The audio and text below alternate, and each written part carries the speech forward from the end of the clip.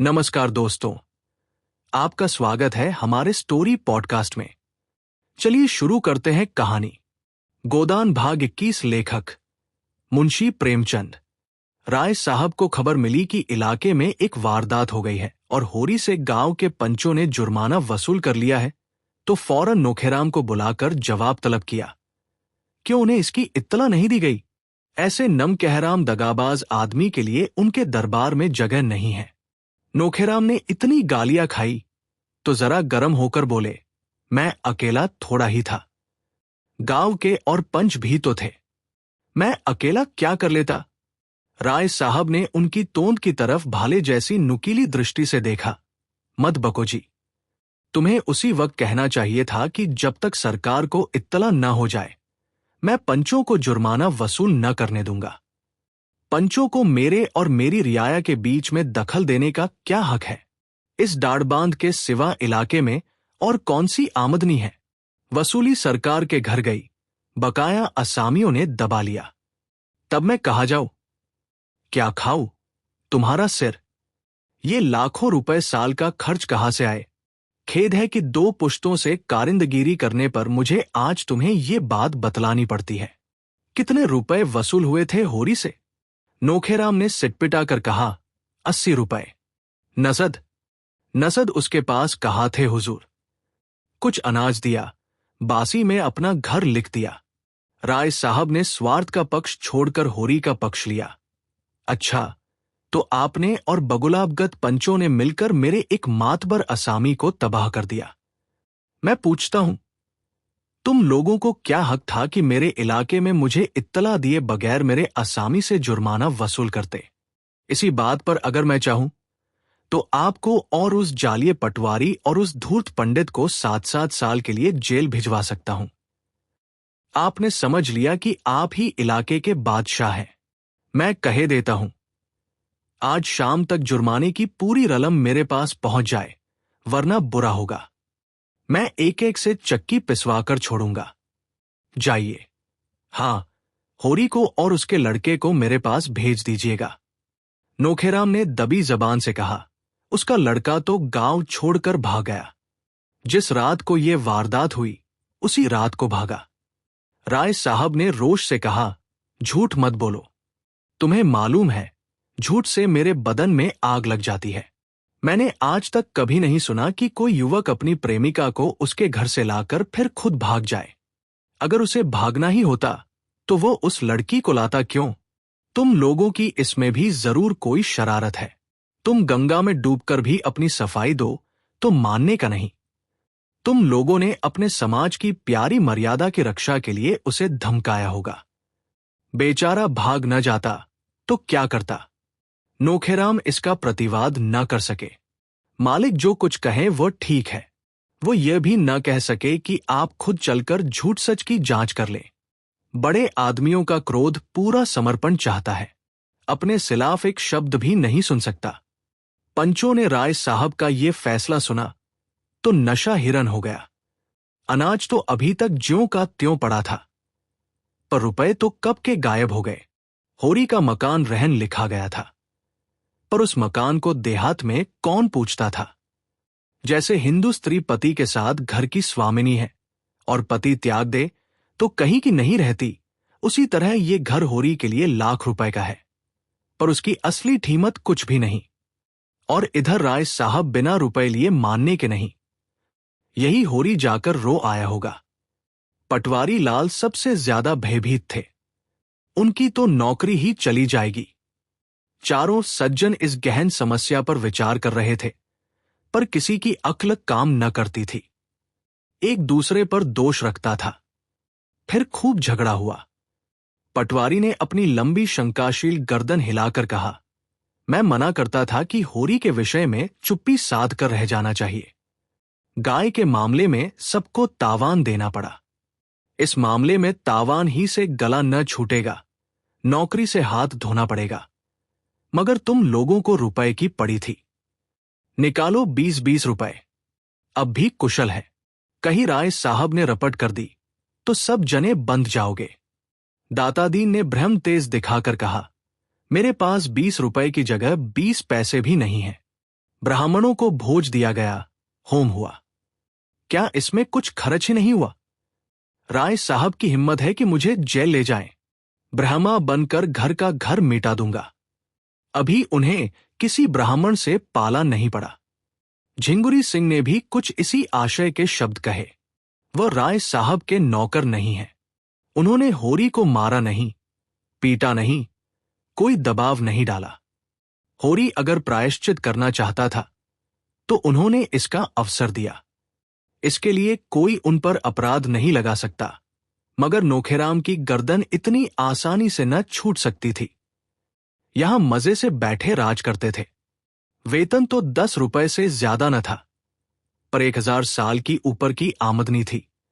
सैकड़ों आदमियों पर हुकूमत, 4-4 प्यादे हाजिर, बेगार में सारा काम हो जाता था। थानेदार तक कुर्सी देते थे। ये चैन उन्हें और कहा था। और पटवारी तो नौकरी के बदौलत महाजन बने हुए थे। कहा जा सकते थे। 2-3 दिन इसी चिंता में पड़े रहे कि कैसे इस विपत्ति से निकले। आखिर उन्हें एक मार्ग सूझ ही गया। कभी कभी कचहरी में उन्हें दैनिक बिजली देखने को मिल जाती थी। यदि एक गुमनाम पत्र उसके संपादक की सेवा में भेज दिया जाए कि राय साहब किस तरह असामियों से जुर्माना वसूल करते हैं, तो बच्चों को लेने के देने पड़ जाएंगे। नोखेराम भी सहमत हो गए। दोनों ने मिलकर किसी तरह एक पत्र लिखा और रजिस्ट्री भेज दिया। संपादक ओकारनाथ तो ऐसे पत्रों की ताक में रहते थे। पत्र पाते ही तुरंत राय साहब को सूचना दी। उन्हें एक ऐसा समाचार मिला है जिस पर विश्वास करने की उनकी इच्छा नहीं होती, पर संवाददाता ने ऐसे प्रमाण दिए कि सहसा अविश्वास भी नहीं किया जा सकता। क्या यह सच है कि राय साहब ने अपने इलाके के एक असामी से 80 रुपए तावान इसलिए वसूल किए कि उसके पुत्र ने एक विधवा को घर में डाल लिया था? संपादक का कर्तव्य उन्हें मजबूर करता है कि वह मामले की जांच करें और जनता के हितार्थ उसे प्रकाशित कर दें। राय साहब इस विषय में जो कुछ कहना चाहें, संपादक जी उसे भी प्रकाशित कर देंगे। संपादक जी दिल से चाहते हैं कि ये खबर गलत हो, लेकिन उसमें कुछ भी सत्य हुआ तो वो उसे प्रकाश में लाने के लिए विवश हो जाएंगे। मैत्री उन्हें कर्तव्यपद से नहीं हटा सकती। राय साहब ने यह सूचना पाई तो सिर पीट लिया। पहले तो उनकी ऐसी उत्तेजना हुई कि जाकर ओकारनाथ को गिनकर 50 हंटर जमाएं और कह दें, जहां वह पत्र छापना वहां ये समाचार भी छाप देना। लेकिन इसका परिणाम सोचकर मन को शांत किया और तुरंत उनसे मिलने चले। अगर देर की और ओकारनाथ ने वह संवाद छाप दिया तो उनके सारे यश में कालिमा पुत जाएगी। पंडित ओकारनाथ सैर करके लौटे थे और आज के पत्र के लिए संपादकीय लेख लिखने की चिंता में बैठे हुए थे, पर मन पक्षी की भांति अभी उड़ा उड़ा फिरता था। उनकी धर्मपत्नी ने रात में उन्हें कुछ ऐसी बातें कह डाली थी जो अभी तक कांटों की तरह चुभ रही थी। उन्हें कोई दरिद्र कह ले, अभागा कह ले, बुद्धू कह ले, वो जरा भी बुरा न मानते थे। लेकिन ये कहना कि उनमें पुरुषत्व नहीं है, ये उनके लिए असह्य था। और फिर अपनी पत्नी को यह कहने का क्या हक है? उससे तो यह आशा की जाती है कि कोई इस तरह का आक्षेप करे तो उसका मुंह बंद कर दे। बेशक वह ऐसी खबरें नहीं छापते, ऐसी टिप्पणियां नहीं करते कि सिर पर कोई आफत आ जाए। फूंक फूंक कर कदम रखते हैं। इन काले कानूनों के युग में वो और कर ही क्या सकते हैं? मगर वह क्यों सांप के बिल में हाथ नहीं डालते? इसीलिए तो कि उनके घरवालों को कष्ट न उठाने पड़े, और उनकी सहिष्णुता का उन्हें ये पुरस्कार मिल रहा है। क्या अंधेर है? उनके पास रुपए नहीं है तो बनारसी साड़ी कैसे मंगा दे? डॉक्टर सेठ और प्रोफेसर भाटिया और न जाने किस किस की स्त्रियां बनारसी साड़ी पहनती हैं, तो वो क्या करें? क्यों उनकी पत्नी इन साड़ी वालियों को अपनी खद्दर की साड़ी से लज्जित नहीं करती? उनकी खुद तो ये आदत है कि किसी बड़े आदमी से मिलने जाते हैं तो मोटे से मोटे कपड़े पहन लेते हैं, और अगर कोई आलोचना करे तो उसका मुंह तोड़ जवाब देने को तैयार रहते हैं। उनकी पत्नी में क्यों वही आत्मसम्मान नहीं है? वो क्यों दूसरों का ठाट बाट देखकर विचलित हो जाती है? उसे समझना चाहिए कि वह एक देशभक्त पुरुष की पत्नी है। देशभक्त के पास अपनी भक्ति के सिवा और क्या संपत्ति है? इसी विषय को आज के अग्रलेख का विषय बनाने की कल्पना करते करते उनका ध्यान राय साहब के मामले की ओर जा पहुंचा। राय साहब सूचना का क्या उत्तर देते हैं, यह देखना है। अगर वो अपनी सफाई देने में सफल हो जाते हैं तब तो कोई बात नहीं, लेकिन अगर वो ये समझें कि ओकारनाथ दबाव, भय या मुलाहिजे में आकर अपने कर्तव्य से मुंह फेर लेंगे तो ये उनका भ्रम है। इस सारे तप और साधन का पुरस्कार उन्हें इसके सिवा और क्या मिलता है कि अवसर पड़ने पर वह इन छानूनी डकैतों का भंडाफोड़ करें। उन्हें खूब मालूम है कि राय साहब बड़े प्रभावशाली जीव हैं। काउंसिल के मेंबर तो हैं ही, अधिकारियों में भी उनका काफी रसूख है। वह चाहें तो उन पर झूठे मुकदमे चलवा सकते हैं, अपने गुंडों से राह चलते पिटवा सकते हैं, लेकिन ओकार इन बातों से नहीं डरता।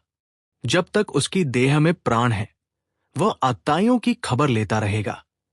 सहसा मोटरकार की आवाज सुनकर वह चौंके, तुरंत कागज लेकर अपना लेख आरंभ कर दिया और एक ही क्षण में राय साहब ने उनके कमरे में कदम रखा। ओंकारनाथ ने न उनका स्वागत किया, न कुशलक्षेम पूछा, न कुर्सी दी। उन्हें इस तरह देखा मानो कोई मुलाजिम उनकी अदालत में आया हो और रोब से मिले हुए स्वर में पूछा, आपको मेरा पुर्जा मिल गया था? मैं वो पत्र लिखने के लिए बाध्य नहीं था। मेरा कर्तव्य ये था कि स्वयं उसकी तहटी टात करता, लेकिन मुरवत में सिद्धांतों की कुछ न कुछ हत्या करनी ही पड़ती है। क्या उस संवाद में कुछ सत्य है? राय साहब उसका सत्य होना अस्वीकार न कर सके। हालांकि अभी तक उन्हें जुर्माने के रुपए नहीं मिले थे और वो उनके पाने से साफ इनकार कर सकते थे, लेकिन वह देखना चाहते थे कि ये महाशय किस पहलू पर चलते हैं। ओंकारनाथ ने खेद प्रकट करते हुए कहा, तब तो मेरे लिए उस संवाद को प्रकाशित करने के सिवा और कोई मार्ग नहीं है। मुझे इसका दुख है कि मुझे अपने एक परम हितैषी मित्र की आलोचना करनी पड़ रही है, लेकिन कर्तव्य के आगे व्यक्ति कोई चीज नहीं। संपादक अगर अपना कर्तव्य न पूरा कर सके तो उसे इस आसन पर बैठने का कोई हक नहीं है। राय साहब कुर्सी पर डट गए और पान की गिलौरियां मुंह में भरकर बोले, लेकिन ये आपके हक में अच्छा न होगा। मुझे जो कुछ होना है पीछे होगा। आपको तत्काल दंड मिल जाएगा। अगर आप मित्रों की परवाह नहीं करते तो मैं भी उसी कैंडे का आदमी हूं। ओंकारनाथ ने शहीद का गौरव धारण करके कहा, इसका तो मुझे कभी भय नहीं हुआ। जिस दिन मैंने पत्र संपादन का भार लिया उसी दिन प्राणों का मोह छोड़ दिया, और मेरे समीप एक संपादक की सबसे शानदार मौत यही है कि वह न्याय और सत्य की रक्षा करता हुआ अपना बलिदान कर दे। अच्छी बात है, मैं आपकी चुनौती स्वीकार करता हूं। मैं अब तक आपको मित्र समझता आया था, मगर अब आप लड़ने ही पर तैयार हैं तो लड़ाई ही सही। आखिर मैं आपके पत्र का 5 गुना चंदा क्यों देता हूं? केवल इसीलिए कि वह मेरा गुलाम बना रहे। मुझे परमात्मा ने रईस बनाया है। 75 रुपया देता हूं, इसीलिए कि आपका मुंह बंद रहे जब आप घाटे का रोना रोते हैं और सहायता की अपील करते हैं, और ऐसी शायद ही कोई तिमाही जाती हो जब आपकी अपील न निकलती हो, तो मैं ऐसे मौके पर आपकी कुछ न कुछ मदद कर देता हूं। किस लिए? दीपावली, दशहरा, होली में आपके यहां बैना भेजता हूं और साल में 25 बार आपकी दावत करता हूं। किस लिए? आप रिश्वत और कर्तव्य दोनों साथ साथ नहीं निभा सकते। ओंकारनाथ उत्तेजित होकर बोले, मैंने कभी रिश्वत नहीं ली। राय साहब ने झिड़का, अगर ये व्यवहार रिश्वत नहीं है तो रिश्वत क्या है? जरा मुझे समझा दीजिए। क्या आप समझते हैं आपको छोड़कर और सभी गधे हैं जो निस्वार्थ भाव से आपका घाटा पूरा करते हैं? निकालिए अपनी बही और बतलाइए अब तक आपको मेरी रियासत से कितना मिल चुका है। मुझे विश्वास है हजारों की रकम निकलेगी। अगर आपको स्वदेशी स्वदेशी चिल्लाकर विदेशी दवाओं और वस्तुओं का विज्ञापन छापने में शर्म नहीं आती तो मैं अपने असामियों से डाढ़, तावान और जुर्माना लेते शर्माऊं। ये न समझिए कि आप ही किसानों के हित का बीड़ा उठाए हुए हैं। मुझे किसानों के साथ जलना मरना है।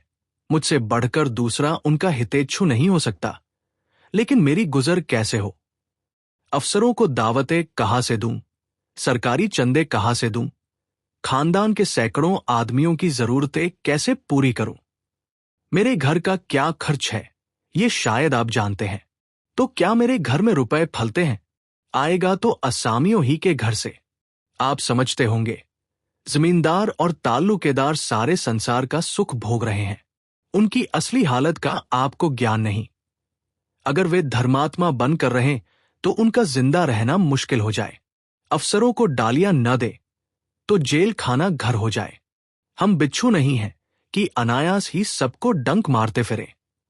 न गरीबों का गला दबाना कोई बड़े आनंद का काम है, लेकिन मर्यादाओं का पालन तो करना ही पड़ता है। जिस तरह आप मेरी रईसी का फायदा उठाना चाहते हैं, उसी तरह और सभी हमें सोने की मुर्गी समझते हैं। आइए मेरे बंगले पर तो दिखाओ कि सुबह से शाम तक कितने निशाने मुझ पर पड़ते हैं। कोई कश्मीर से शालदूशाला लिए चला आ रहा है, कोई इत्र और तंबाकू का एजेंट है, कोई पुस्तकों और पत्रिकाओं का, कोई जीवन बीमे का, कोई ग्रामोफोन लिए सिर पर सवार है, कोई कुछ। चंदे वाले तो अनगिनती। क्या सबके सामने अपना दुखड़ा लेकर बैठ जाऊं? ये लोग मेरे द्वार पर दुखड़ा सुनाने आते हैं मुझे उल्लू बनाकर मुझसे कुछ ऐंठने के लिए। आज मर्यादा का विचार छोड़ दूं तो तालियां पिटने लगे। हुक्काम को डालियां न दूं तो बागी समझा जाओ। तब आप अपने लेखों से मेरी रक्षा न करेंगे। कांग्रेस में शरीक हुआ, उसका तावान अभी तक देता जाता हूं। काली किताब में नाम दर्ज हो गया। मेरे सिर पर कितना काराजा है ये भी कभी आपने पूछा है? अगर सभी महाजन डिग्रियां करा ले तो मेरे हाथ की ये अंगूठी तक बिक जाएगी। आप कहेंगे क्यों यह आडंबर पालते हो? कहिए, 7 पुश्तों से जिस वातावरण में पला हूं उससे अब निकल नहीं सकता। घास छीलना मेरे लिए असंभव है। आपके पास जमीन नहीं, जायदाद नहीं, मर्यादा का झमेला नहीं। आप निर्भीक हो सकते हैं, लेकिन आप भी दुम दबाए बैठे रहते हैं। आपको कुछ खबर है अदालतों में कितनी रिश्वतें चल रही हैं, कितने गरीबों का खून हो रहा है, कितनी देवियां भ्रष्ट हो रही हैं। है बूता लिखने का? सामग्री मैं देता हूं प्रमाण सहित। ओंकारनाथ कुछ नर्म होकर बोले, जब कभी अवसर आया है मैंने कदम पीछे नहीं हटाया। राय साहब भी कुछ नर्म हुए। मैं स्वीकार करता हूं कि 2-1 मौकों पर आपने जवामर्दी दिखाई है, लेकिन आपकी निगाह हमेशा अपने लाभ की ओर रही है, प्रजाहित की ओर नहीं। आंखें न निकालिए और न मुंह लाल कीजिए। जब कभी आप मैदान में आए हैं उसका शुभ परिणाम यही हुआ कि आपके सम्मान और प्रभाव और आमदनी में इजाफा हुआ है। अगर मेरे साथ भी आप वही चाल चल रहे हो तो मैं आपकी चातिर करने को तैयार हूं। रुपए न दूंगा क्योंकि वो रिश्वत है। आपकी पत्नी जी के लिए कोई आभूषण बनवा दूंगा। है मंजूर? अब मैं आपसे सत्य कहता हूं कि आपको जो संवाद मिला वो गलत है, मगर यह भी कह देना चाहता हूं कि अपने और सभी भाइयों की तरह मैं असामियों से जुर्माना लेता हूं और साल में 10-5 हजार रुपए मेरे हाथ लग जाते हैं। और अगर आप मेरे मुंह से ये कौर छीनना चाहेंगे तो आप घाटे में रहेंगे। आप भी संसार में सुख से रहना चाहते हैं, मैं भी चाहता हूं। इससे क्या फायदा कि आप न्याय और कर्तव्य का ढोंग रचकर मुझे भी जेरबार करें, खुद भी जेरबार हो। दिल की बात कहिए, मैं आपका बैरी नहीं हूं। आपके साथ कितनी ही बार एक चौके में, एक मेज पर खा चुका हूं। मैं ये भी जानता हूं कि आप तकलीफ में हैं। आपकी हालत शायद मेरी हालत से भी खराब है। हां, अगर आपने हरिश्चंद्र बनने की कसम खा ली है तो आपकी खुशी। मैं चलता हूं। राय साहब कुर्सी से उठ खड़े हुए। ओंकारनाथ ने उनका हाथ पकड़कर संधिभाव से कहा, नहीं, अभी आपको बैठना पड़ेगा। मैं अपनी पोजीशन साफ कर देना चाहता हूं। आपने मेरे साथ जो सलूक किए हैं उनके लिए मैं आपका आभारी हूं, लेकिन यहां सिद्धांत की बात आ गई है और आप जानते हैं सिद्धांत प्राणों से भी प्यारे होते हैं। राय साहब कुर्सी पर बैठकर जरा मीठे स्वर में बोले, अच्छा भाई, जो चाहे लिखो, मैं तुम्हारे सिद्धांत को तोड़ना नहीं चाहता। और तो क्या होगा, बदनामी होगी। हां, कहा तक नाम के पीछे पीछे मरूं। कौन ऐसा ताल्लुकेदार है जो असामियों को थोड़ा बहुत नहीं सताता। कुत्ता हड्डी की रखवाली करे तो खाए क्या? मैं इतना ही कर सकता हूं कि आगे आपको इस तरह की कोई शिकायत न मिलेगी। अगर आपको मुझ पर कुछ विश्वास है तो इस बार क्षमा कीजिए। किसी दूसरे संपादक से मैं इस तरह की खुशामद न करता, उसे सरे बाजार पिटवाता, लेकिन मुझसे आपकी दोस्ती है, इसलिए दबना ही पड़ेगा। ये समाचार पत्रों का युग है, सरकार तक उनसे डरती है। मेरी हस्ती क्या, आप जिसे चाहे बना दें। खैर, ये झगड़ा खत्म कीजिए। कहिए, आजकल पत्र की क्या दशा है? कुछ ग्राहक बढ़े? ओंकारनाथ ने अनिच्छा के भाव से कहा। किसी न किसी तरह काम चल जाता है और वर्तमान परिस्थिति में मैं इससे अधिक आशा नहीं रखता। मैं इस तरफ धन और भोग की लालसा लेकर नहीं आया था, इसलिए मुझे शिकायत नहीं है। मैं जनता की सेवा करने आया था और वह यथाशक्ति किए जाता हूं। राष्ट्र का कल्याण हो, यही मेरी कामना है। एक व्यक्ति के सुख दुख का कोई मूल्य नहीं। राय साहब ने जरा और सहृदय होकर कहा, यह सब ठीक है भाई साहब, लेकिन सेवा करने के लिए भी जीना जरूरी है। आर्थिक चिंताओं में आप एकाग्रचित होकर सेवा भी तो नहीं कर सकते। क्या ग्राहक संख्या बिल्कुल नहीं बढ़ रही है? बात यह है कि मैं अपने पत्र का आदर्श गिराना नहीं चाहता। अगर मैं आज सिनेमा स्टारों के चित्र और चरित्र छापने लगूं तो मेरे ग्राहक बढ़ सकते हैं, लेकिन अपनी तो वह नियत नहीं। और भी कितने ही ऐसे हथकंडे हैं जिनसे पत्रों द्वारा धन कमाया जा सकता है, लेकिन मैं उन्हें गर्हित समझता हूं। इसी का ये फल है कि आज आपका इतना सम्मान है। मैं एक प्रस्ताव करना चाहता हूं। मालूम नहीं आप उसे स्वीकार करेंगे या नहीं। आप मेरी ओर से 100 आदमियों के नाम फ्री जारी कर दीजिए। चंदा मैं दे दूंगा। ओंकारनाथ ने कृतज्ञता से सिर झुकाकर कहा, मैं धन्यवाद के साथ आपका दान स्वीकार करता हूं। खेद यही है कि पत्रों की ओर से जनता कितनी उदासीन है। स्कूल और कॉलेजों और मंदिरों के लिए धन की कमी नहीं है, पर आज तक एक भी ऐसा दानी न निकला जो पत्रों के प्रचार के लिए दान देता। हालांकि जन शिक्षा का उद्देश्य जितने कम खर्च में पत्रों से पूरा हो सकता है और किसी तरह नहीं हो सकता। जैसे शिक्षालयों को संस्थाओं द्वारा सहायता मिला करती है, ऐसे ही अगर पत्रकारों को मिलने लगे तो इन बेचारों को अपना जितना समय और स्थान विज्ञापनों की भेंट करना पड़ता है, वो क्यों करना पड़े? मैं आपका बड़ा अनुग्रहित हूं। राय साहब विदा हो गए। ओंकारनाथ के मुख पर प्रसन्नता की झलक न थी। राय साहब ने किसी तरह की शर्त न की थी, कोई बंधन न लगाया था, पर ओंकारनाथ आज इतनी करारी झिड़की पाकर भी इस दान को अस्वीकार न कर सके।